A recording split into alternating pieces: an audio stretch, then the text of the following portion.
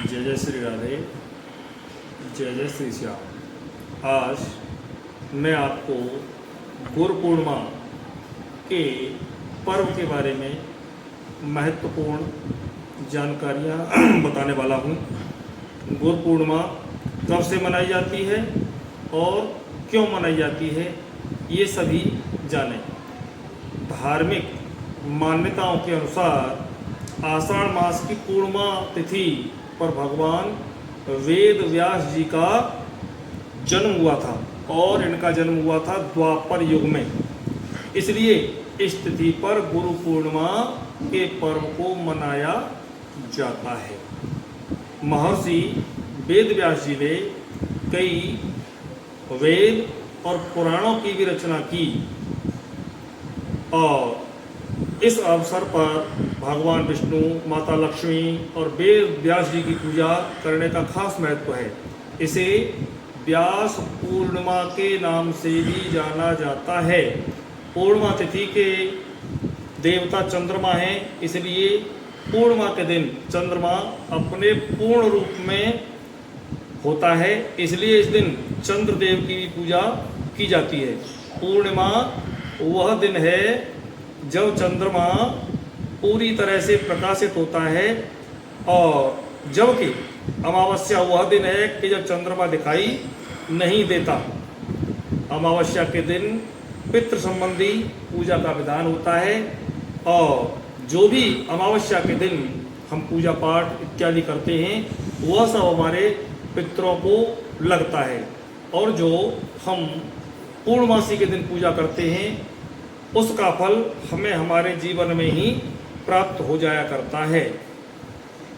अमावस्या वाले दिन चंद्रमा पृथ्वी और सूर्य के बीच में होता है, जिसके कारण चंद्रमा का वह भाग जो पृथ्वी की ओर होता है वह सूर्य से प्रकाशित नहीं हो पाता, इसलिए चंद्रमा हमें दिखाई नहीं दे पाता। चंद्र ग्रहण पूर्णिमा को पड़ता है और सूर्य ग्रहण हमेशा अमावस्या को पड़ता है।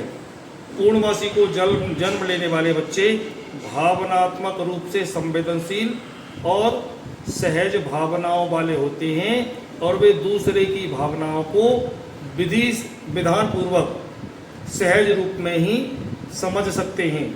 पूर्णिमा का प्रभाव रचनात्मक एवं कलात्मक प्रवृत्तियों को बढ़ावा देता है। पूर्णिमा वाले दिन तामसिक भोजन हमको नहीं करना चाहिए। गुरु की शरण में जाना चाहिए, गुरु पूजन करना चाहिए एवं गुरु की आज्ञा का पालन हमको करना चाहिए। गुरु के सामने झुकने वाले व्यक्ति को सांसारिक व्यक्तियों के सामने नहीं झुकना पड़ता। गुरु पूर्णिमा गुरु और शिष्य के पवित्र संबंध का प्रतीक माना जाता है। इस दिन शिष्य अपने गुरु का पूजन करते हैं और श्रद्धानुसार भेंट अर्पित करते हैं। उनके ज्ञान और मार्गदर्शन के लिए उनका सम्मान भी करते हैं। हिंदू धर्म में गुरु पूर्णिमा का पर्व अत्यंत महत्वपूर्ण माना जाता है। गुरु इस दिन अपने शिष्यों को दीक्षा भी देते हैं और गुरु पूर्णिमा को जैन धर्म, बौद्ध धर्म एवं सिख धर्म के लोग भी बड़ी श्रद्धा भाव से मनाते हैं।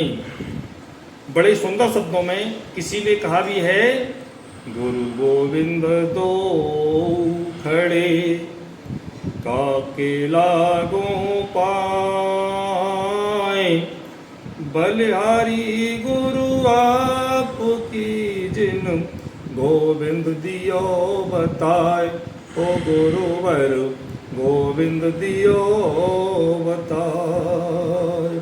गुरु का स्थान भगवान से भी ऊंचा है।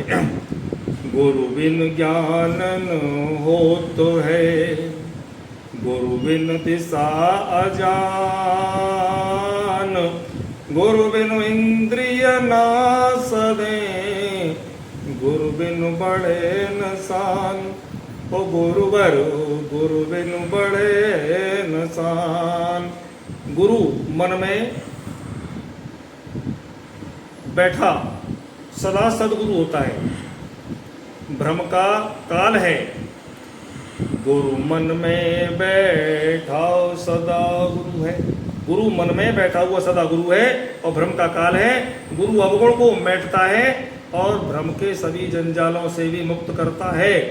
गुरु को श्रद्धा पूर्वक प्रणाम करके विनम्रता से प्रश्न पूछे और सेवा करके ज्ञान प्राप्त करना चाहिए। गुरु का उपदेश ब्रह्म से परिपूर्ण होता है और गुरु मंत्रों से भी पहले हमें 11 बार, 21 बार, 51 बार या 108 बार ओम ग्रां ग्रीं ग्रौं सह गुरुवे नमः इस मंत्र का हमको जप करना चाहिए गुरु मंत्र करने से भी पहले। और वेद पुराण शास्त्रों में गुरु की महिमा का बखान किया गया है।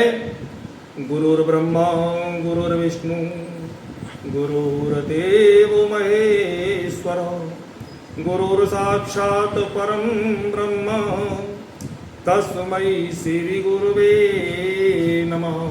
हमें दुनिया के सभी गुरुओं को प्रणाम करना चाहिए और हमें कभी भी अपने गुरु की अवहेलना नहीं करनी चाहिए। यदि आपके कोई गुरु नहीं है तो आप अपने इष्ट देव को गुरु मानकर उनकी पूजा कर सकते हैं। भगवान कृष्ण एवं भगवान शिव को भी गुरु मानकर उनकी पूजा कर सकते हैं। माँ दुर्गा को भी गुरु मानकर उनकी पूजा कर सकते हैं एवं हनुमान जी महाराज को भी अपना गुरु मान करके उनकी पूजा कर सकते हैं। देखिए हनुमान चालीसा में तो बहुत बड़ी चीज़ें लिख दी, बहुत बड़ी बातें तक लिख दी। अगर हमारे कोई गुरु नहीं है तो हनुमान चालीसा में क्या लिखा है कि जय जय जय हनुमान गोसाई कृपा करो गुरुदेव की नाई। गुरु पूर्णिमा का पर्व श्रद्धा, विश्वास और भावनाओं से जुड़ा हुआ पर्व है। हर शिष्य को कम से कम वर्ष में एक बार अपने गुरु के दर्शन करने चाहिए और उनका पूजन इत्यादि करना चाहिए और उनके मंत्र का रोजाना हमको जाप करना चाहिए। यदि कोई प्राणी गुरु मंत्र का जाप नहीं करता तो उस पर गुरु का ऋण रह जाया करता है। गुरु का ऋण कितना होता है कि केवल गुरु मंत्र का प्रतिदिन प्राणी नित्य नियम से जप कर ले।